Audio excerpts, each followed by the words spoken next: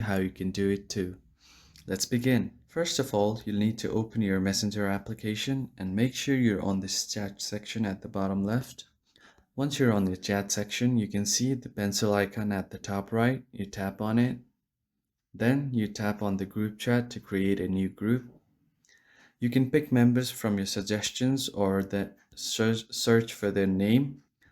You can add your members and you can click on this axe icon to remove them from the group. Once you've added your members, if you want your group to have a name, you can tap on the group name and add your group name, whatever you want.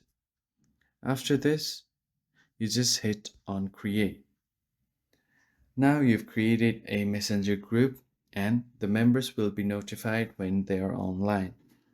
This is how you can create a group chat on Facebook Messengers very quick and easily. Thank you for watching.